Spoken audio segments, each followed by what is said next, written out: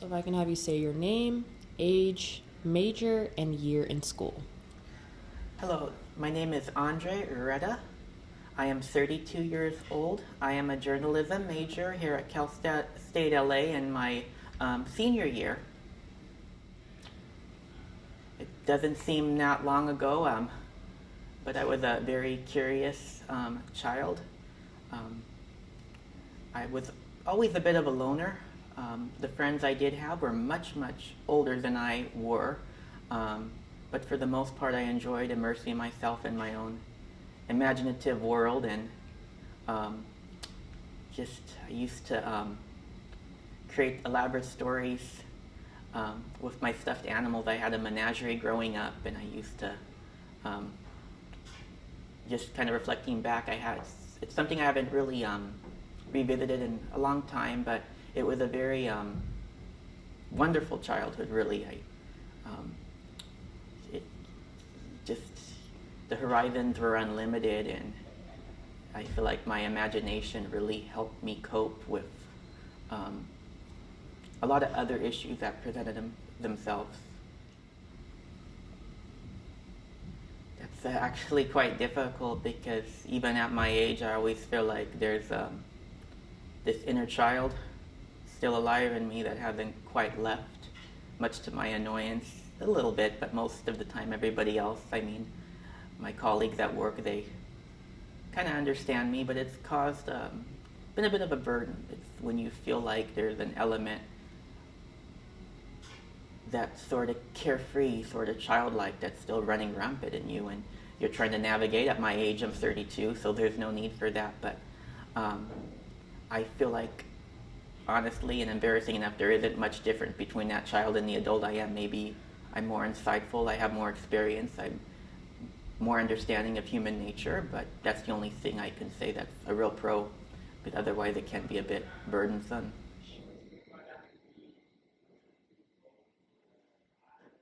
I remember quite fondly visiting my great aunt. She lived down in Vista, and she had a beautiful old home. It was several stories, but she had all sorts of not wild animals, but livestock, chickens.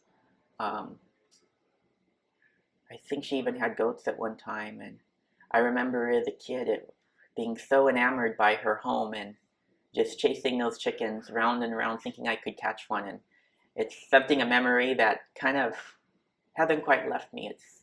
I think it symbolizes just the kind of the carefreeness, that feeling of youth and no barriers upon you, of being able to run free. Well, I would say I tend to think of myself as a person who thinks outside the box in general. One person could be fixated on one angle of, or the vast majority, I'll try to look at it in a whole different limelight. I feel like I've always had a creative zest in me, and I feel like that's sort of been my saving grace. And even to this day, when times do get difficult, I kind of lean back on that, whether I lapse into writing, um, arts and crafts, so forth. I feel like just that outlet, outlet alone has been a great ease of the burden. I feel like I've always had a fondness for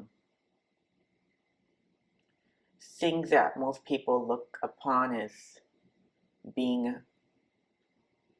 either unworthy or obsolete. I've always felt a little obsolete myself, so I think that is part of the reason why I've navigated to accumulating different pieces throughout the years. I grew up in a family um, that also appreciated such. My parents are not hoarders per se; they collect things, but I'm um, very close to both my set of grandparents. My grandma, she's 97, and she still collects. I mean, anything from glassware to books, anything you can imagine, and that's what kind of pressed upon me since she kind of helped raise me. I would say it's that fascination with a world that's no longer here, that there are fragments of a time, a society. They're living remnants, basically, and there's just something about that alone that draws my curiosity, as well as envy and respect. I feel like also things were made so much better. They had so much more character and quality. Um, you look at even very simple practical items like magazine racks, which are really becoming almost unheard of today. I mean, they're sort of a thing of the past. Most people don't use them, but they were ornate wrought iron to bamboo, and just the creativity that went into such things. I think it's been sort of forgotten, and I feel like it's been significant. It's been a distraction as well. I think um, I don't mean to share too much, but it's been a difficult trajectory. Um, I've been through a lot, and it's been a distraction that sort of helped me reiterate what's meaningful to me, keep myself grounded, and um, avoid lapsing into other behaviors that wouldn't be so good. About 5 years ago, I started collecting, of all things, vintage rag dolls. I had a great aunt. She lived in Idaho. We were never quite close, but I had a deep respect for her. She was a very solitary woman, but I deeply respected her on account of her. She was a terrific writer. She was someone who, she wasn't a very social person. She preferred animals, and she was more so antisocial with people. But long story short, she had a magnificent collection of all sorts of items. But after she passed, I picked up a rag doll, which she wasn't the prettiest thing, but there was something about her that I felt like had a little bit. I felt like she was a remnant to this person who I didn't really know yet dearly loved, and that kind of fueled my. Now I have a growing collection. I don't even have room for, but usually it's because of a person in my life that I start accumulating a certain niche of items. Like I took care of a woman named Mildred, who she loved little figurines, wooden ones, and I inherited a few, and I sort of after her passing, I started collecting my own. But usually it's because of someone who is close and who somehow, it's a way to keep that connection alive even if they're no longer here. You know, I feel like in general, aside from my time here, um, but really these last 12, 13 years, um, they've been a sort of a passage of self-discovery. It's taken me a long while, I would say, a little embarrassingly longer probably than the average person to get my life together, and I feel like part of that is just little by little just trying to sculpt myself into a more mentally stable individual, as well as someone who, just long story short, I feel like it's taken me a tremendously long period to sort of become who I am, which I mean is the Andre that's calm, that's stable, that's has his wits about him, and I feel like I am very grateful for my experiences, even the ones that weren't so pleasant, because they helped me grow, and I'm continuing to do so.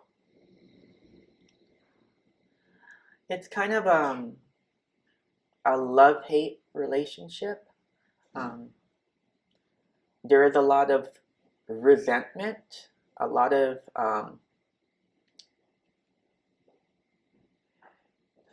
anger to myself because I feel like I didn't quite tackle some issues I should have when I was younger. But I am grateful I'm not quite over the hill yet, so at least there's time to somewhat build a life for myself. But um, it's been no picnic, and it's been a learning experience. And I always try to, the longer I travel this road, I try to come from a place of understanding, even if at times you look back and you just are either sickened or disappointed with yourself.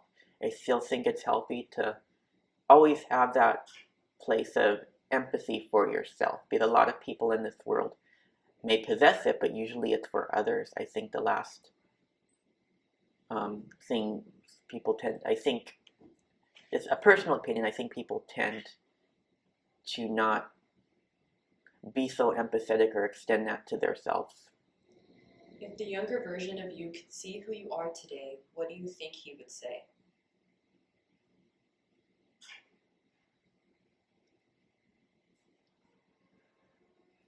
That is a difficult one, but I would say I think I would have told myself that you think you have all the time in the world. You're a mortal being like every other person that walks this earth. Time is not infinite, it's most valuable. Make the best of it and learn from your mistakes. I feel like if you are a bit neurodivergent or you don't quite fit the molding, I feel like you need to push yourself every possible way to try to fit that molding, because I think the biggest lie out there, the biggest fallacy, is that be your true authentic self. People will accept you. No. I feel like we are living in a world that sells you on this idea. It's a very toxic mindset in a very condescending that pushes this notion of all acceptance of being true to yourself, being who you are. Because most certainly those very people, no, that isn't, I'm sorry, I'm going off on a tangent, but it's something that shouldn't be, I feel like, told to anybody, especially those who are either neurodivergent, have some sort of disability or not.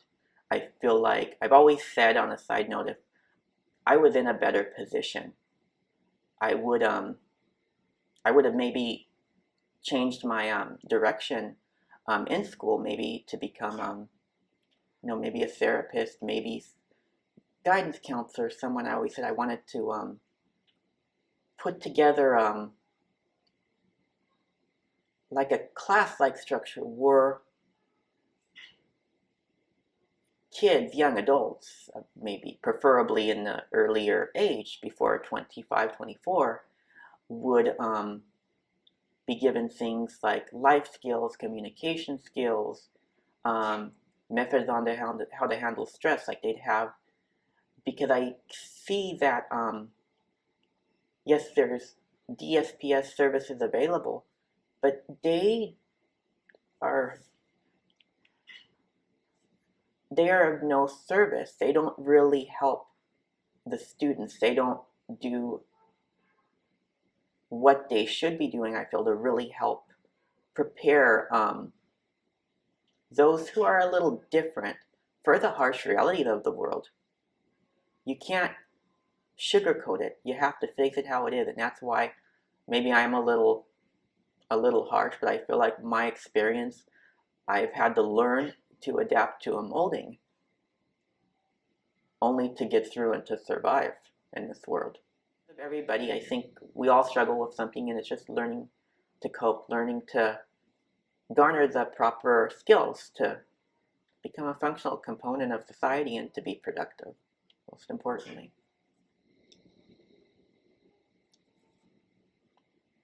I feel like would like to be someone who's naturally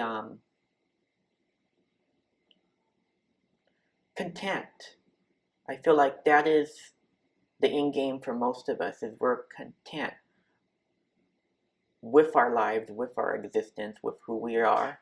And I feel like for anybody I feel like a lot of people aim so high, they have no concept how to get there. They're always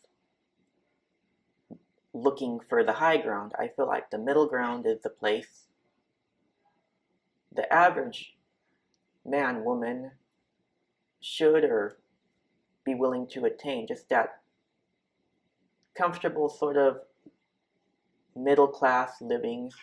You have a little extra here that you have a good retirement, so forth.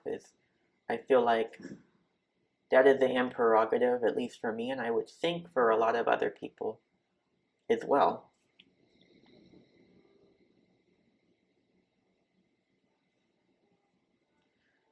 I just hope in the end, when I do leave this earth, whenever that may be, that people will remember me for the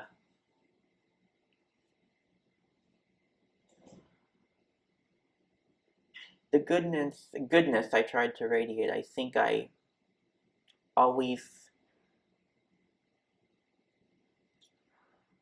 I consider myself, and people have told me, they say, Andre, how do you do it? You're so benevolent, you're so calm, you're so subdued. And I'm like, I'm certainly no angel, but if that's the image people perceive me, that is what I wish to be remembered by. I don't want to be remembered for a profession, for if just randomly if I excelled at something, whether it was a craft or a job or so forth. I just want to be remembered for the goodness I shared, for being that friend who would listen and who would give sincere advice that was unfiltered.